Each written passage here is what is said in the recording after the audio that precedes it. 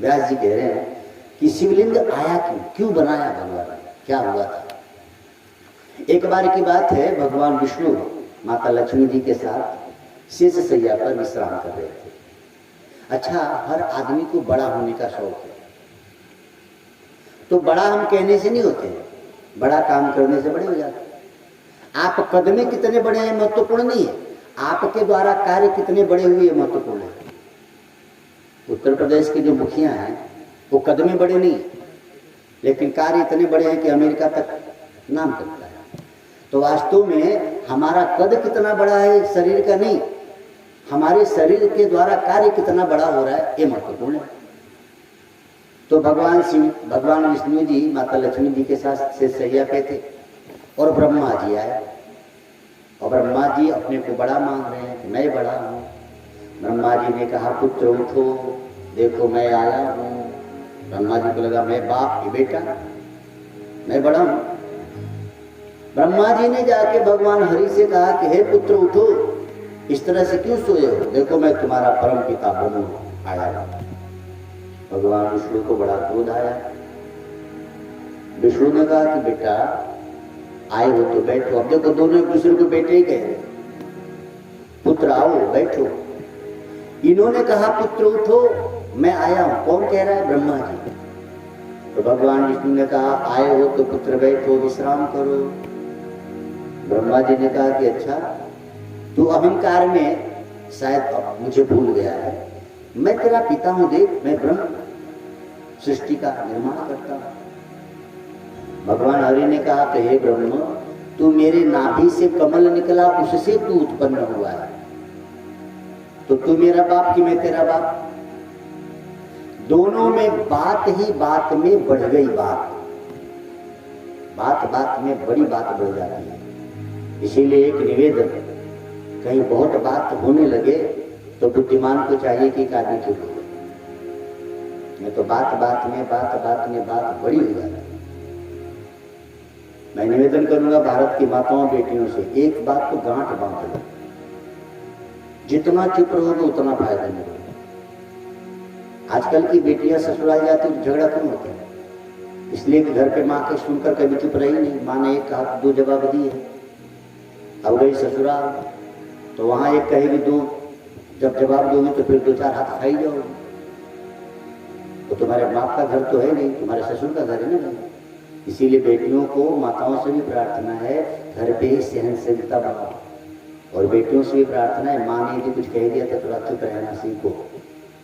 माँ ने एक कहा नहीं कि ये दो तैयार रखिए। ऐसी बेटियों को ससुराल में तकलीफ दिया, माँ ने कुछ कह ही दिया है तो बिटिया ने जरा सह भी दी, लेकिन बिटिया को लगता है इंग्लिश मीडियम से पढ़त हुई हो, कहाँ से है? अच्छा, इंग्लिश मीडियम से पढ़ रही तो क्या संस्कार को आग लगा देगी तुम? शिक्षा का मतलब, शिक्षा संस्कारित तो होनी चाहिए, नहीं तो ऐसी शिक्षा को आग लगा दो जिसमें छोटे बड़े का ज्ञान न हो, सम्मान न हो, अपनी संस्कृति का ज्ञान न हो, ऐसी शिक्षा नहीं चाहिए। तो ध्यान देना इसी से। बात ऐसी बढ़ी कि दोनों युद्ध करने लगे। कौन युद्ध कर रहा है? ब्रह्मा जी और भगवान विष्णु। सोचो, बात कुछ भी नहीं थी, बात युद्ध पे आ गई। दोनों तरफ से बाण चलने लगे, और बाण चलने लगे, ऐसा घमासान युद्ध होने लगा। अच्छा, दोनों में मरने वाला तो कोई नहीं, दोनों हजार मर भाई, भगवान ने तो मरेंगे थोड़ी। अच्छा, मरेंगे नहीं, लेकिन बाकी लोग तो मरेंगे, बाण छोड़ेंगे तो। अपने विश्व में ये दो कोई देश है जहां युद्ध हो रही है ना। अच्छा, दोनों के राष्ट्रपति मरे नहीं, लेकिन कितने सैनिक मर रहे थे, समझ रहे हैं आप? तो ब्रह्मा जी और विष्णु जी तो मर नहीं है, लेकिन सैनिक तो मरे बेचारे। तो देवता भाग के गए भगवान शिव जी के पास कि प्रभु जी युद्ध शुरू है और ये बंद नहीं होंगे, आप ही कुछ करो। भगवान शिव जी ने कहा लेकिन युद्ध में मैं जाके क्या करूं? दो लोग आपस में लड़ रहे हैं तो मेरी कोई जरूरत तो है नहीं। नहीं कहा सबने कि प्रभु आपके सिवा वहां जाएगा कौन बीच में? जो जाए सो मरे। ब्रह्मा और विष्णु लड़ रहे। अब हुआ क्या, शिव जी से वार्तालाप कर ही रहे थे देवता के, प्रभु आप चले। इतने में भगवान का पशुपात अस्त्र चला दिया भगवान ब्रह्मा जी ने विष्णु जी ने, तो विष्णु जी ने भी उधर से शिव अस्त्र ही चलाया। अच्छा, ये अस्त्र व्यर्थ जाने वाला नहीं, तो इनके वस्त्र स्थल पे लाके लगा, इनको चोट लगी, उधर उनको भी लगा। अब शिव जी ने देखा कि भाई आपस में लड़ रहे थे तो ठीक है, मुझे ही चला रहे हैं दोनों। तो जब दोनों तरफ से भगवान शिव के ही अस्त्र चलने लगे, तो भगवान शिव दोनों के बीच में अग्नि का एक लंबा सा खंभ रूप में प्रकट हुए। निराकार ऐसी होता है शिवलिंग में, और इतना विशाल, न उसका आदि दिखे न अंत दिखे, न मूल दिख रहा है न आरंभ दिख रहा है। अब बीच में, दोनों के बीच में ये शिवलिंग आ गया है, वो इतना लंबा कि समझ में नहीं आया कि कितना ऊपर है कितना नीचे है। तो इन दोनों ने अपने अपने युद्ध को विराम देके आपस में समझौता किया। भगवान विष्णु ने कहा कि ब्रह्मा तुम ऊपर की तरफ जाओ, मैं नीचे की तरफ जाता हूं, आखिर ये कौन है, ये कौन आ गया हम दोनों के बीच में। तो भगवान विष्णु जी वेद शास्त्र, देखो क्या लिखने में क्या ध्यान रखा गया है शास्त्रों को। कथा कह रही कि सूकर का रूप बनाया। जंगली सूअर देखा ना, सफेद वाला, नहीं देखा। अच्छा, आप लोग मौन व्रत हो, बोलते नहीं,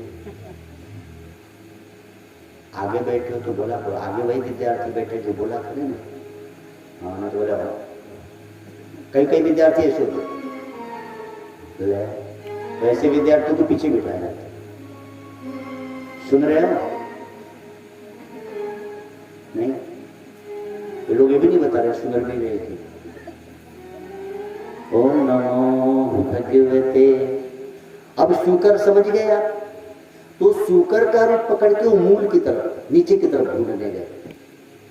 देखिए कितना सुंदर ढंग से लिखा गया है।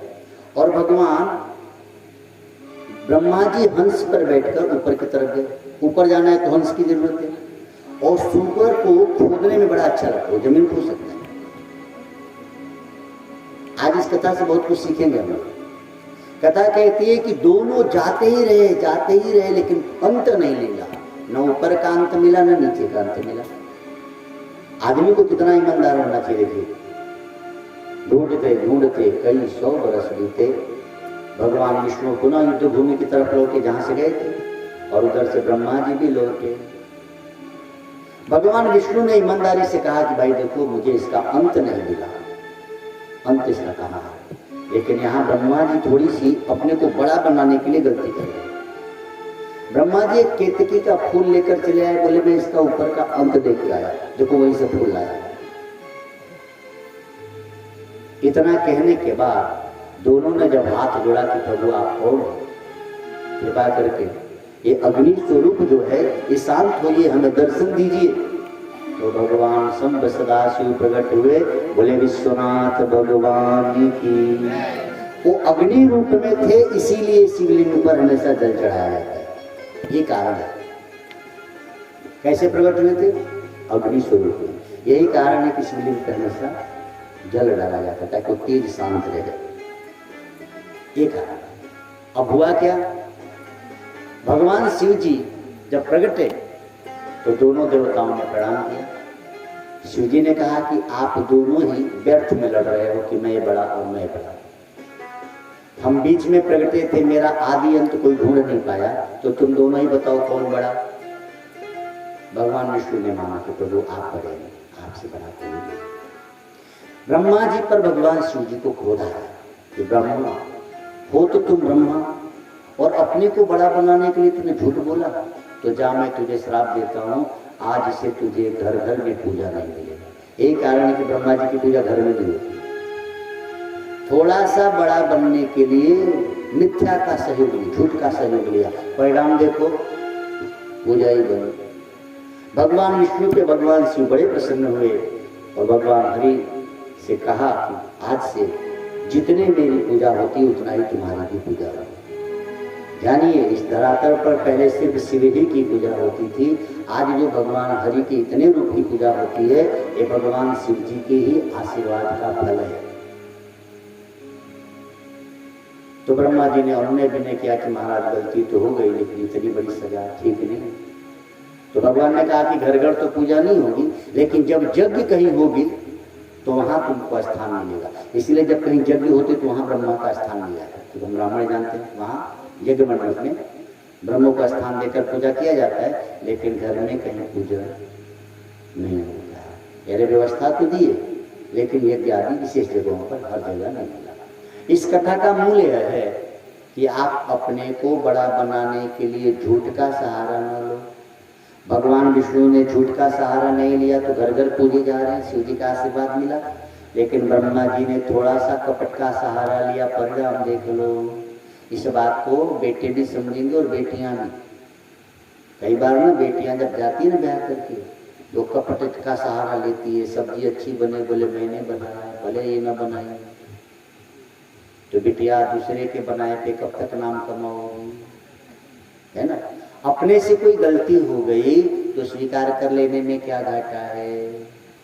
हमसे कोई गलती हो ही गई हो तो स्वीकार करने में घाटा क्या है। लेकिन प्राय लोग करते क्या है, स्वीकार नहीं करते, दूसरे से ठोक देते हैं, ये अच्छी बात नहीं है। तो हमको आपको चाहिए क्या। दुनिया का एक नियम तो हमारे बेटे बेटियां भी समझ ले, तो सेवा से बड़ा कोई धर्म नहीं है। सेवा से बड़ा कोई धर्म नहीं।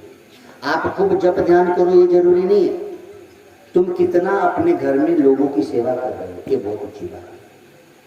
कई बार कुछ लोग बहुत पुजारी बनते, घर का काम नहीं करते, पूजा करने में समय पास करते हैं, तो उससे ज्यादा तुम्हें उस बहू को मिलेगा जो सबको बना के खिला रहा है।